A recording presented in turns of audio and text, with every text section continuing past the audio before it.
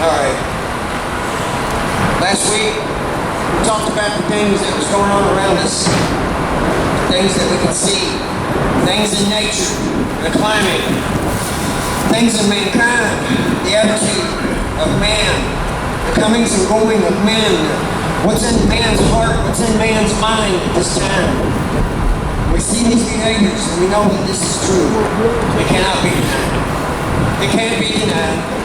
You know, alright, yeah. Actions speak louder than words. Everybody can say a lot of things, but it's what people do, doesn't it? We understand this, don't we? Yeah, it's what people do that matters, not what people say. Yeah, we say a lot of things, haven't we? Oh, so many things to so many people. Yeah, alright. Lots of people out there in the world are saying a lot of things, but they're doing something totally different. Yeah, alright. We stepped away from Israel last week, as in these signs, knowing that Israel is the focus of our prophetic timepiece, our clock, as it were. Everything that's happening in this world centers around Israel. It is what it is. God's chosen people, man. They've always been, and they always will be. I know a lot of Christians think that now the church is God's chosen people and that God has turned his back on Israelites, but that is not true. Nowhere in the Bible does it say that all the promises God made to the Israelites is now null and void. Nowhere does it say this. And I'll be honest with you, if that was the case, our faith was on shaky ground, isn't it? All the promises that God's made to us. If God don't keep his promises to the Israelites, then how and why is he going to keep his promises to us? Yes, alright. Brothers, it's all about the Israelites. You know, it's not called the adoption for any reason. Yes. We are adopted. We are adopted into these promises. Yes, alright. Today we're going to focus back on Israel. Now that we've looked around us, now that we've seen the destruction of Israel, we see the land was like waste, it was barren for hundreds and hundreds of years. Nothing grew there, nothing lived there. Yes, barrenness. No civilization, no nothing. And then, all of a sudden, the land was restored. The land began to produce again. And then, all of a sudden, in a single day, the nation of Israel was reborn. A 2,000-year-old civilization was reborn. Never, ever has this ever happened in the history of this world. I don't care how far back you go. No nation that has ever been conquered and dispersed has ever been reborn. He said, for Israel. And it was prophesied. And I read you the prophecies. It's true. Yes. So that we see the restoration of Israel. Now we look around us. There's been many peoples, many generations throughout time that thought because they witnessed a war, or they witnessed a famine, or they witnessed an earthquake, that this was going to be the return of Jesus Christ. And it was an impossibility. Why? Because they had no understanding. They had no understanding of the Word. Yes, yes. Because if they had understanding of the Word, they know that it was an impossibility. Without the restoration of Israel, it was an impossibility. Yes. But now it's possible. Now that we look around us, now that we see the climate in chaos, yes, now we see that it is possible. That in fact, by the words of our King, this is that generation. The generation that saw the restoration of the land of Israel. The generation that saw the restoration of the land of Israel and the nation of Israel is that generation that shall not pass away until Christ returns. Now, does that mean that you're going to be sending there? Maybe not. I don't know. I don't know what's in the cards for each and every one of his brothers and sisters. I do know that a generation is argued as to how much time a generation is. Some say 70 years, some say 80 years, some say 120 years. Yes.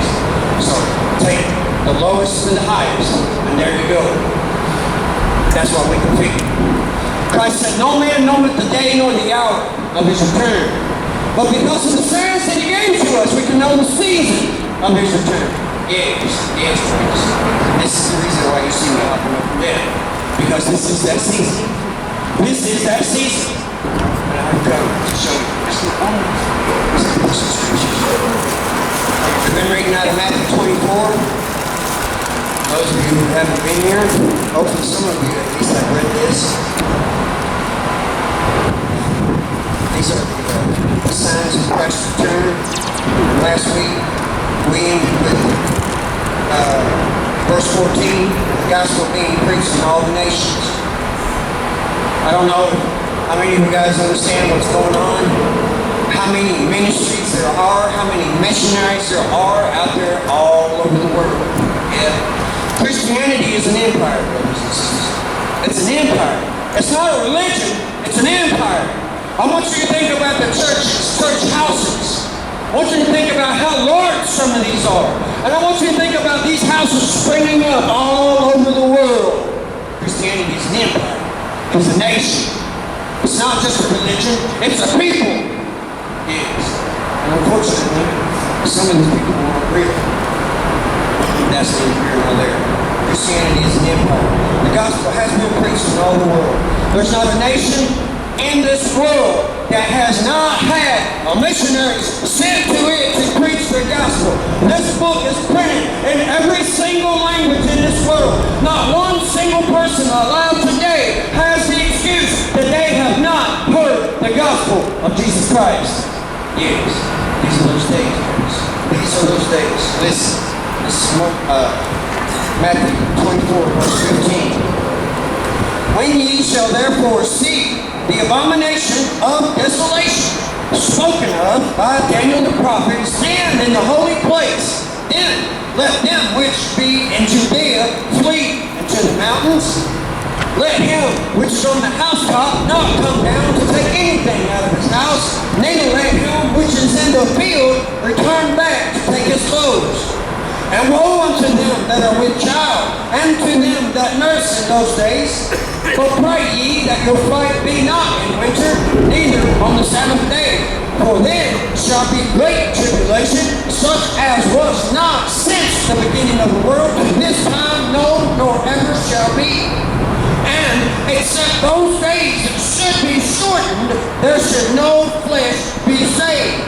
But for the elect's sake, those days shall be shortened. Then, if any man shall say unto you, Lo, here is Christ, or there, believe it not. For there shall arise false Christs and false prophets, and shall show great signs and wonders, insomuch that if it were possible, they shall deceive the very elect. Behold, I have told you beforehand. Wherefore, if they shall say unto you, Behold, he is in the desert, go not forth. Behold, he is in the secret chambers, believe it not. For as the lightning cometh out of the east, and shineth even unto the west, so also shall the coming of the Son of Man be. For wheresoever the carcass is, there will the eagles be gathered together. Immediately after the tribulation of those days, the sun shall be darkened, and the moon shall not give her light, and the stars shall fall from heaven, and the powers of heaven shall be shaken. And then shall appear the sign of the Son of Man in heaven, and then shall all the tribes of the earth mourn, and they shall see the Son of Man coming in the clouds of heaven with power and great glory.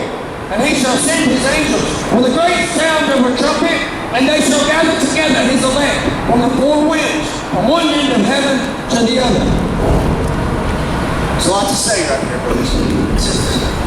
So much to say. So little time. So little concern. So common.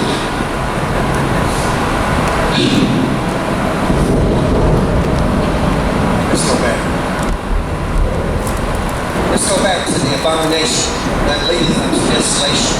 This sign is spoken of by Daniel the prophet. Now, in the church today, if we're talking about the institution or the building, this organized system of religion whereby men get paid to share the gospel, they have a doctrine. It's called the rapture.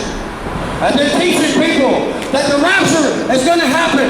And it's going to take every believer out of here. And nobody's going to have to suffer. And that this event will mark the last 7 years of time. It's a falsehood. A complete and utter falsehood. Brothers and sisters.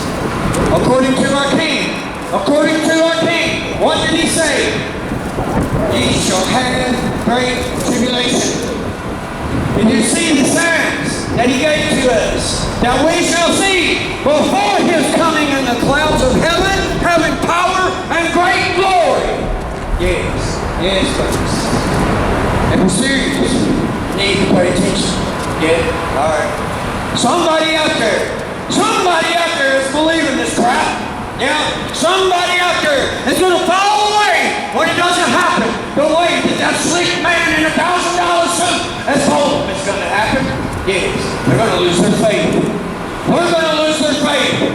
It's going to take somebody like you. Somebody like you that got the truth outside under a bridge in 30-degree weather to tell them the truth that they may have faith, brothers. That's your duty. That's your job. Yes, you, sons of God, that's your job. Somebody out there is waiting on you. Somebody out there don't have no faith because of you. Who are you going to share it with? Brothers, I'm not sharing these signs with you just to jump up and down and act like a fool. Yes, these are those days you have been sent here. The fact that you're sitting here is proof of that you have been sent here. Nothing happens by chance. Nothing happens by chance. Everything that's happened in your life has brought you to this day for a reason. You're being raised up. Listen. Abomination that leadeth to desolation. This comes out of the book of Daniel, chapter 9. We went over this the first week, and I'm going to reread verse 27. And he shall confirm the covenant with many for 1 week. And in the midst of the week he shall cause the sacrifice and the oblation to cease. And for the overspreading of abominations he shall make it desolate, even until the consummation. And that determined shall be poured upon the desolate. And for those of you who are not here, this whole period of time, since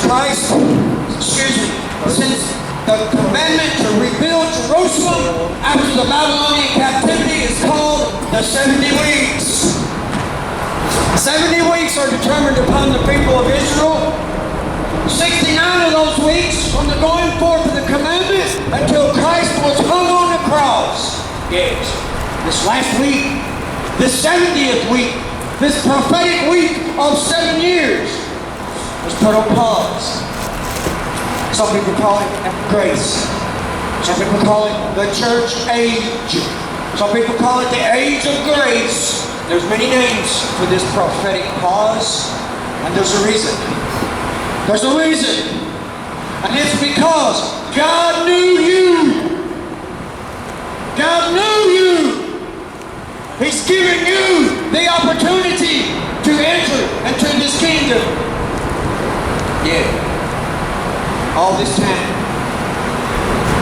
time, he's been sitting up there enduring all the lies, all the wars, all the immoralities, all the murders has been for you.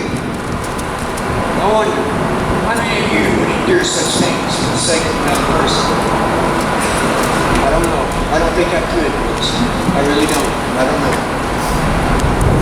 Maybe I could a little bit. God has endured the wicked for the sake of the faithful.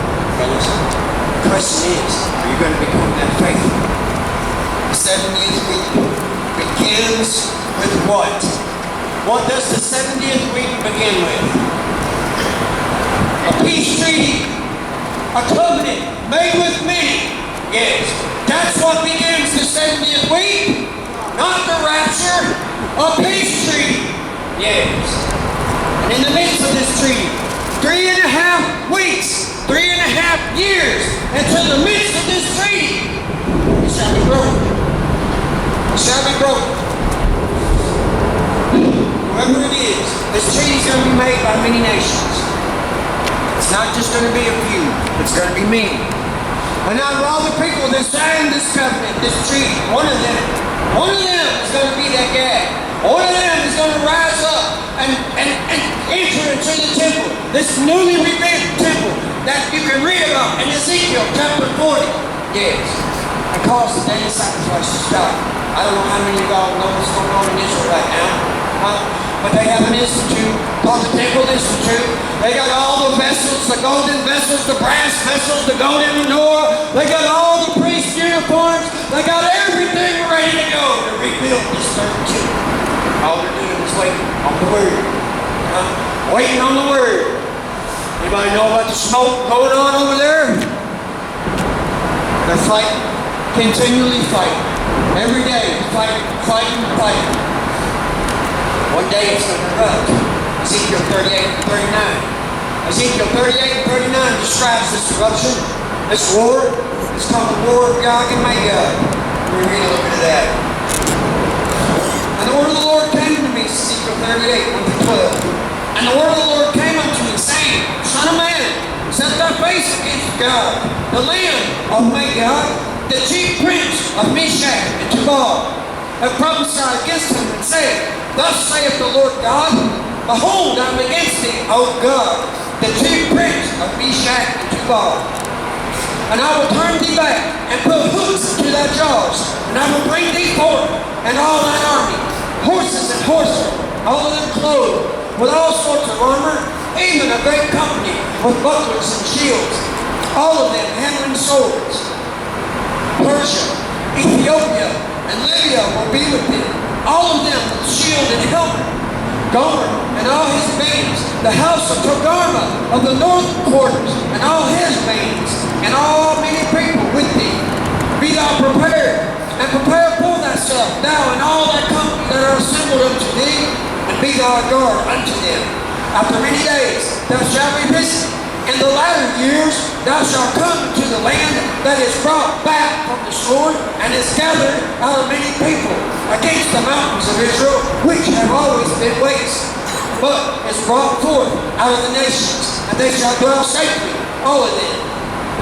Thou shalt ascend and come like a storm. Thou shalt be like a cloud to cover the land, thou and all thy bands, and many people with thee. Thus saith the Lord God, It shall also come to pass that at the same time shall things come into my mind, and thou shalt think evil thoughts. And thou shalt say, I will go up to the land of unwalled villages. I will go to them that are at rest, that dwell safely, all of them dwelling without walls, and having neither bars nor gates, to take a spoil and to take a prey, to turn thy hand upon the desolate places that are now inhabited, and upon the people that are gathered out of the nations, which have gotten cattle and goods, and that dwell in the midst of the land. I know. Nobody knows who God is. Magog is. That Togarmah, the chief prince of Meshach and Tubal, all those names of all those places have been changed, haven't they? Yes. World War I, World War II. So many wars that have changed the names of these places from ancient times. And yet today we know the very same lands that he is discussing, that he is describing in these prophecies. Togarmah, Tubal, it's Turkey, Rosh, Gog and Rosh, or Russia, the northern countries above Syria, not Russia proper, but Kazakhstan, Uzbekistan, Azerbaijan, all these countries that used to be a part of the USSR that are now broken away. All these countries who have Muslims for political parties running in their countries. Yes, these are those. Persia is Iran and Iraq. Have always been Iran and Iraq. Iran has always been the capital of Persia. Nothing has changed. Ethiopia, Libya, Sudan, Nigeria. This is the same places in northern Africa. He's describing these countries. And he's telling us that at some point, these countries are going to form a confederation and come against Israel over Israel's northern border, which is the Golan Heights. Does anybody know what's going on in Syria right now? the nation that's right across from the Golan Heights? Does anybody know about the treaties that's been made between Turkey, Russia, and Iran? Never before in the history of the world have these three nations ever had a treaty with one another. Never have they been allies. Never have they ever been all a part of the same empire. And yet today they're allies. Today they're building up troops.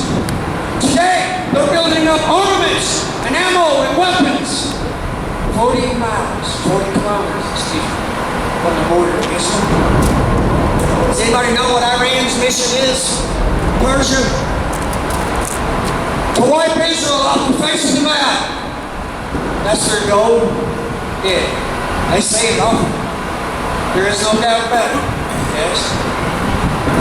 This confederation of these nations is coming together right before our very eyes. It's happening. There is no doubt about it. Here's another prophecy. Look at it. Here's another way to look at it. Just to make sure you understand that I'm not just blowing smoke. Isaiah 17, verses 1 through 3. The burden of Damascus. Behold, Damascus is taken away from being a city, and it shall be a ruinous heap. The cities of Aroer are forsaken. They shall be for flocks, which shall lie down, and none of them shall make them afraid. The fortress also shall cease from Ephraim, and the kingdom from Damascus, and the remnant of Syria. They shall be as the glory of the children of Israel, saith the Lord of hosts. What's been going on in Syria in the last 8, 10 years? Anybody know? Anybody know about the war that's been going on in Syria for the last 10, 12 years even? Since the Arab Spring that Obama let pop off over there? How ISIS rose up, conquered half of Iraq and half of Syria? Has anybody seen pictures, aerial pictures of Damascus? It's a ruined city. It looks like it's been carpet bombed during World War II. Just pieces, chunks of concrete and steel sticking up everywhere. Yeah. The only part of this prophecy that has not been fulfilled yet is the kingdom having been taken away. And if you know what's going on today, Turkey has invaded northern Syria. Yeah. Conquering that land, taking it back. Yes, all right. Iran is going to take the eastern portion of Syria. They're already in Iraq. They're protesting in Iraq right now. The young folks over there protesting. And they're being shot. They're being shot by people who speak Farsi. Not Iraqi, Farsi. Does anybody know what country speaks Farsi? Iran. Iran speaks Farsi. Persia. Yes. Brothers, the kingdom of Syria is being taken away from Damascus. Yeah, all right. They're going to be left with nothing. They're going to be left with nothing. That's happening before our eyes. Damascus is already a ruinous heap. Did you know that Damascus is the longest running inhabited city in this world? Over 2,000 years this city has been inhabited, never destroyed. It's been called the Eternal City, in fact. Yes. And God prophesied of this destruction. I wonder how many people have laughed at that prophecy. Yeah. And I wonder how many people have looked at junk footage of Damascus today and made the connection. Just saying, brothers, it's not a joke. This is real. It's happening right before our eyes. Does that mean it's going to happen tomorrow? No. Does that mean it could happen within the next few years? Oh, certainly. Notice in this prophecy, one of the reasons that they were going to invade Israel was to take a spoil. Does anybody know what's going on in Israel? Does anybody know what they found over there? The largest natural gas deposit in the world. Yes, yes. And guess what they're doing with that natural gas? They're piping it and selling it to Europe. And guess who's been selling natural gas to Europe for the last 2 or 3 decades? Russia. Yeah, Russia. Do you think that Russia might be a little upset that they're going to lose billions and billions of dollars to the Israelis? Huh? Yeah. Do you think that this invasion, which Russia is a part of, could be to take that gas? That pipeline? Just saying, yes. Huh? It's coming to happen right before our eyes. The very words that was used to fulfill this prophecy is taking place right before our very eyes. It's happening. It's happening. I told you, Israel is the prophetic timepiece. You set your clock by what's going on in Israel, what's happening around Israel. You just got to have an understanding. Yeah. You're going to have to take the time to see and to know, and much prayer. Alright. I'm not just going to pick it up and read it and understand it, fellas. I've been reading this book since I was 21. I'm 42 now. Yeah. Alright. That's what's going on in Israel. These prophecies of Daniel, and these prophecies of Isaiah, and these prophecies of Ezekiel are all happening. They're happening. Whether people choose to accept that or believe that matters not. It's not going to stop it from happening. It's not going to slow it down. Why? God said, I will put my hooks in their jaws and I will draw them forth. Which of us, which nation in this world is powerful enough to stop the will of God? It's going to happen. It's happening. There's nothing that we can do about it, brothers, except be prepared and prepare other people. All right. That's all I'm going to say about that right now. This thing that's going on after this abomination that leadeth to desolation. This man goes into the temple that's been rebuilt after this war, after this attack, after this treaty has been signed. 3.5 years into this treaty, he goes in and stops the daily sacrifice. The Jews are going to go back to sacrificing animals. Yes, they're going to go back. They're going to sacrifice animals for sins and all manner of other sacrifices that they have for some odd reason. They don't believe in Jesus Christ. They don't believe that they no longer have to sacrifice. Yes? Okay. So they're going to go back to doing that. This man will rise up and enter this building, and he'll put a stop to this. Then, it says, let them which be in Judea flee. Flee the sea. Flee into the mountains. Yes, because the Antichrist will have power then. And Jesus says, there shall arise false Christs and false prophets. You know, I used to think that when he said false Christs shall arise, that were people claiming to be Christ. But that's not what a Christ is. A Christ is an anointed person. That's what the word Christ means. Anointed one. Yes. And so, when he says false Christ shall arise, he's telling us that people who claim to have an anointing will rise. Brothers, I don't know how many of y'all pay attention to what's going on on television. What's going on in, this movement around this. Anybody ever heard of the Lakewood Revival? Ever heard of Benny Hinn Ministries? Yeah? Alright. They claim an anointing of the Holy Spirit. And if any of you ever watched Benny Hinn on television, yeah, he's got this thing that he does. You know, he can reach up and touch people and they just fall out, start shaking, or they just pass out or fall down. And he'll take his coat off and just wave it at them. The whole crowd fall down. Because of his anointing. Yes, he's anointed. Yes, yes.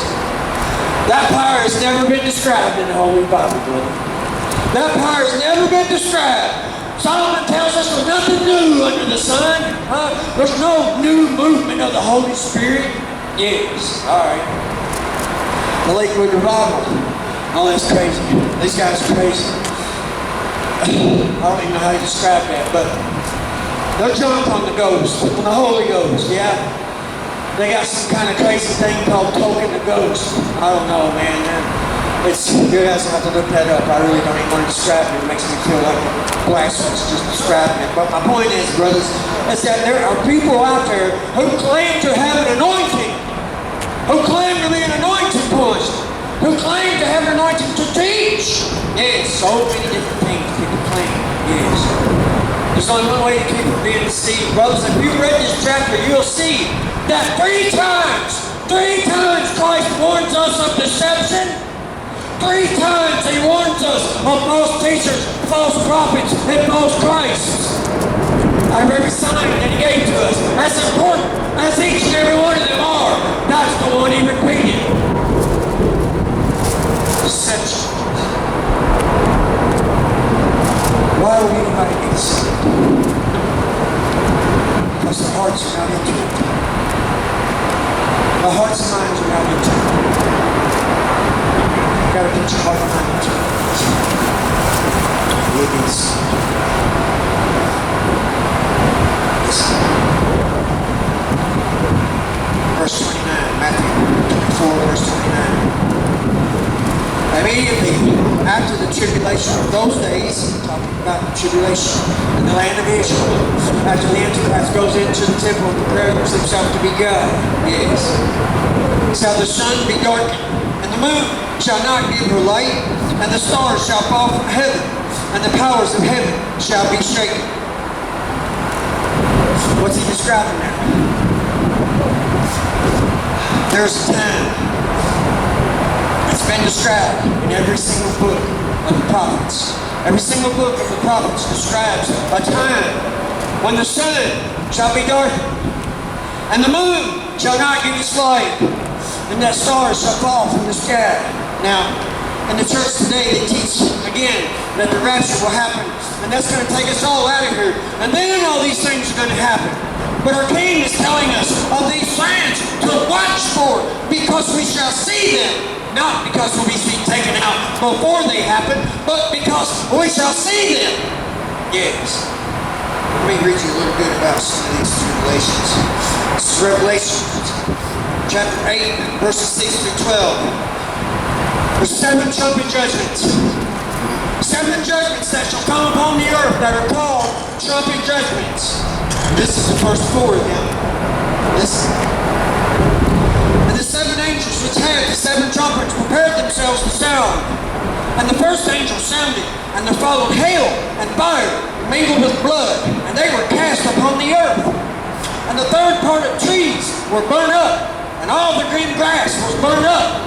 And the second angel sounded, and as it were a great mountain burning with fire was cast into the sea. And the third part of the sea became blood.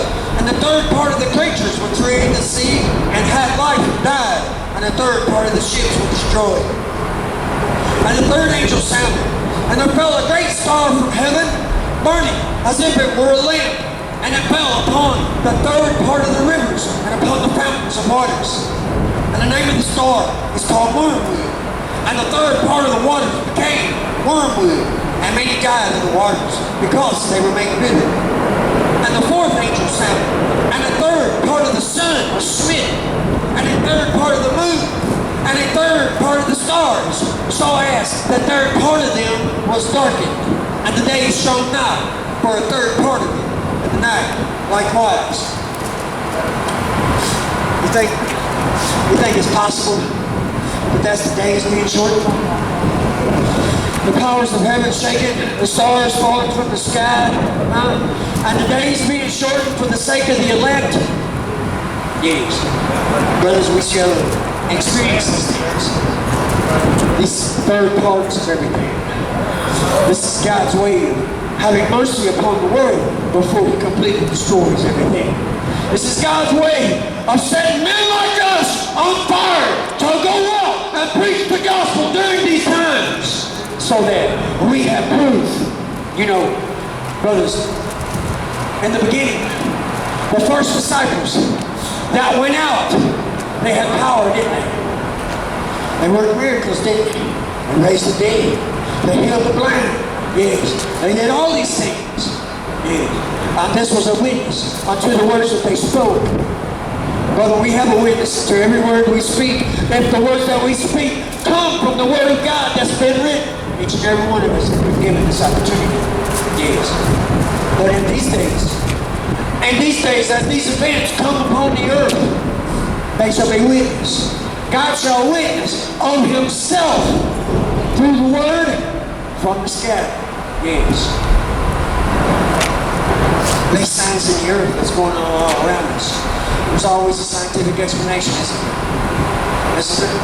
A scientific explanation for every tornado, every earthquake, yes, every tsunami, Always a scientific explanation. And because of the scientific explanation, nobody gives credit to God. Then it's God doing these things. Yes.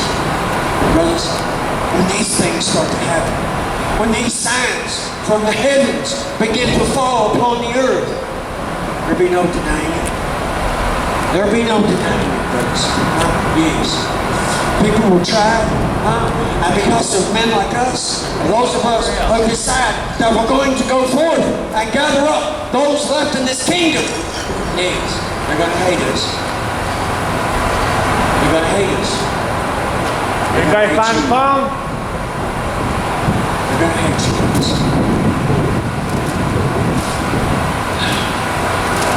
Let's say it.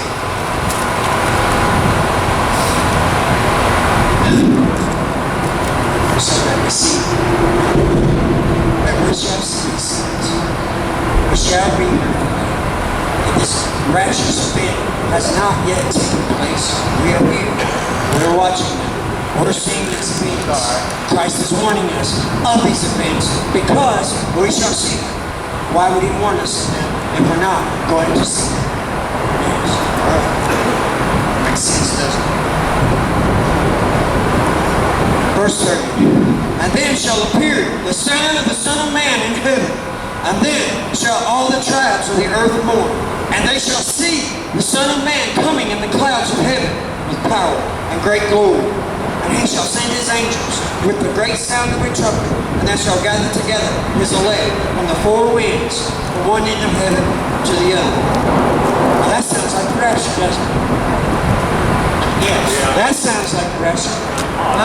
After these signs, after stars falling from the skies, after waters turning to blood, after green grass burning up, after trees burning up, yes, that is the sign. Not before these things, after these things, yes. Was the sign of the Son of Man. It took me a long time to understand what the sign was. It took me a long time to understand what the sign was. I had no idea, and I'd always wondered. And then it occurred to me.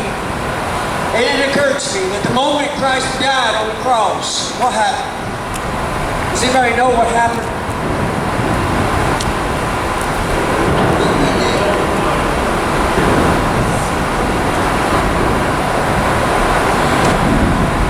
This is Matthew 27. Start with verse 45. This is why Christ was on the cross. Now, from the 6th hour, there was darkness all over the land unto the 9th hour. At about the 9th hour, Jesus cried with a loud voice, saying, Eli, Eli, lama sabachthani. That is to say, my God, why hast thou forsaken me? Some of them that stood there, when they heard that, said, This man called for Elias.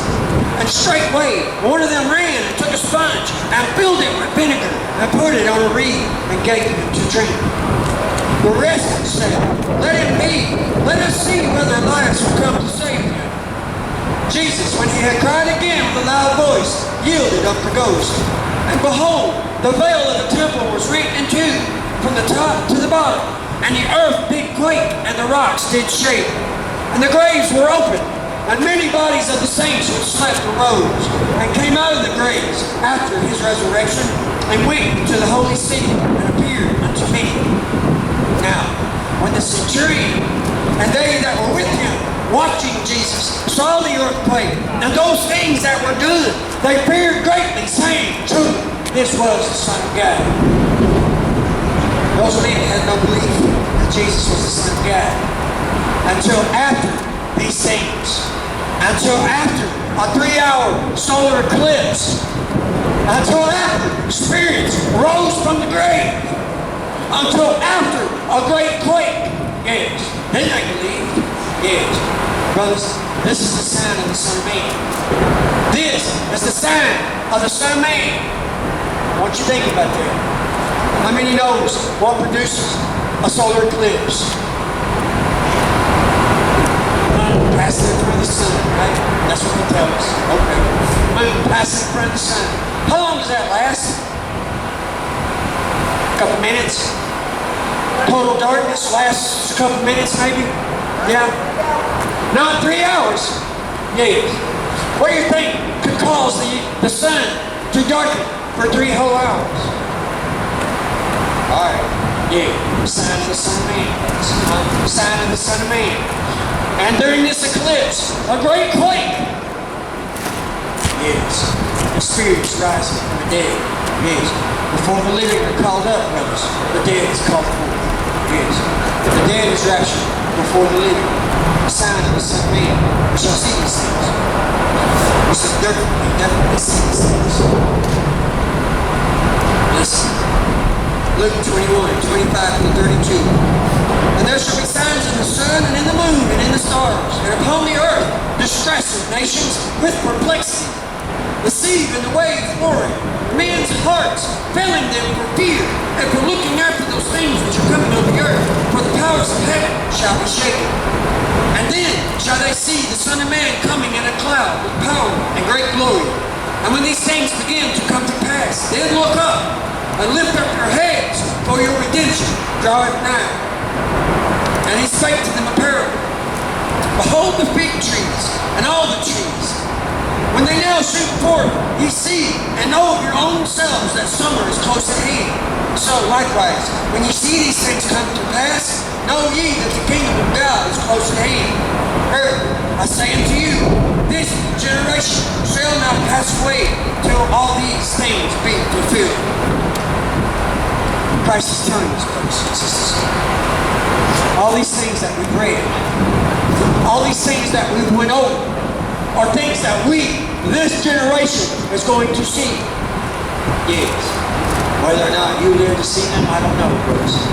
And for those of you who think that you might wait until the waters turn to blood, or until comets and asteroids start falling from the sky before you turn to Christ, or before you decide to get baptized, or before you decide to call on the name of the Lord, you're not promised up any time that much time. You might not have that many days. Yes, all right. It's going good today. Yeah, who knows how tomorrow will go. All right. So we will see these things. The truth is, we will see these things. And with the preparation of knowing these things in advance, brothers, there's many people out there that we can turn to the Lord. Many people. Many people who can be shown what is coming upon the earth. Many people who can be told, and that when it happens, they too will have faith. But it's going to take your faith. It's going to take you going out and telling these people wherever they might be. Without you, it doesn't happen. Without you, it doesn't happen, folks. That's all I've ever had to tell you. Without you, it doesn't happen. Just for the sake of this discussion, for the bold claim that I made about the rapture, brothers, I don't like picking on the institution that we call the church. I don't like to do that, But the fact of the matter remains, if they're teaching lies, if they're not teaching truth, they're not the church. Listen, 1 Thessalonians 4, 13 through 18. But I would not have you to be ignorant, brethren, concerning them which are asleep, that ye sorrow not, even as others which have no hope. For if we believe that Jesus died and rose again, even so them also which sleep in Jesus will God bring with him. For this we say unto you by the word of the Lord, that we which are alive and remain unto the coming of the Lord shall not prevent them which are asleep.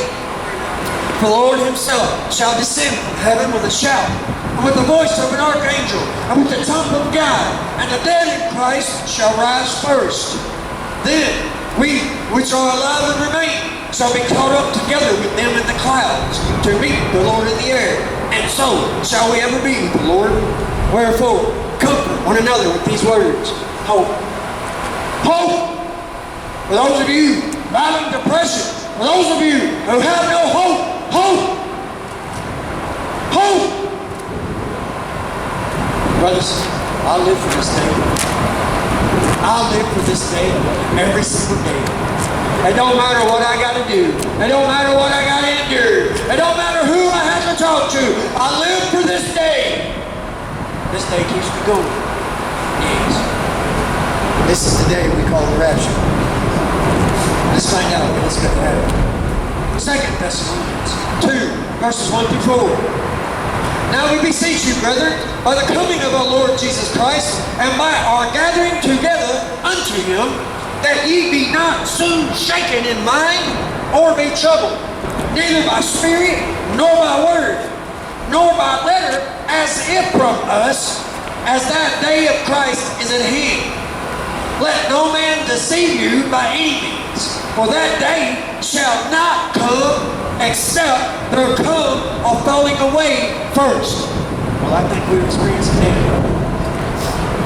And that man of sin be revealed, the son of perdition, who opposeth and exalteth himself above all that is called God, or that is worshipped, so that he, as God, sitteth in the temple of God, showing himself that he is God. This rapture, this event, is not going to happen until these two things take place. Until there comes a great falling away, which could mean today. Brothers, I don't know how many have fell away. I don't know if he means falling away from the truth, or falling away from the church house, or what the falling away is, but we have definitely in this world fell away from the truth. Of that there is no doubt. Yes. But I do believe this falling away that he is talking about as men denying Jesus Christ. Yes. That day is at hand. However, until the man of sin, the son of perdition, will go into the temple, proclaiming himself to be God, exalting himself above all that is called God. This will not happen until then. What's that sign called? The abomination that leadeth unto desolation. We opened with that, didn't we? Yes. The sign of Daniel. Alright. So that this event that they're promising us, that I'm promising you, is not going to happen until after this. Yes. So take heart. When things start getting bad, when the grass starts burning up, when the food gets scarce, when the water is made bitter, take heart. The day is still yet to come. You still have hope. Yes. Keep working. Keep working. Don't give up. God has not abandoned us. He's not forgotten about us. Many people are going to believe this because it didn't happen the way it was told. Yes. They're going to believe that God abandoned them. But he hasn't. They just got lied to. Yes. They got deceived because their hearts and minds are not into it. Yes. Put your heart and mind into it, brothers. And I'm not just talking about the word that's been shared with you today. I'm talking about the word that's yet to come. Those of you who want to learn a little more about this day, I offer a reading to you, 2 Peter chapter 3. Let you know what kind of person you ought to be during these times. Yes, what it is that you ought to be doing during these times. Yes. That's all I'm going to say about this. I thought this sounds clear. I showed you. We are that generation. These are those days. This is that time. And just quickly, a third of the earth is burned up. What's going on all over the earth right now? Does anybody know? How many fires are burning across the earth right now? I wonder how much of the earth has been burning right now. I wonder if it's coming close to a third yet. I don't do such things. I don't watch such things to say such things. But it could be a possibility. Guys, put your faith in the Word. Put your faith in the Word. But to be quite honest with you, before you can do any of this, you're going to have to come to your Lord and Savior. You're going to have to call upon the Those people may not. Yes, yes. You're going to have to love it. You're going to have to take this journey of faith, which is to believe, to call, to confess, to love, and to endure. Yes. I don't know what we're going to do next week. Those of you, man, who, I don't know, decide you feel like you're not in tribulation seasons. Yeah. Come see me. Come see me afterwards. Just wait to bring me this stuff. Yeah. Let's do this. Father, we give thanks for this word, Father. Lord, we pray that you strengthen us through this time of persecution. We know not where you lead, Lord, except that the day that we're finished, we shall be beholding the Lord. Until then, Lord, strengthen us. Give us peace. Give us enduring faith, Lord, that we may endure these trials and tribulations that come upon the earth, Lord. That we may behold the face of our King and not be afraid, Lord. That we may approach you boldly, Father, receiving this crown of life, this gift of salvation that has laid up for us.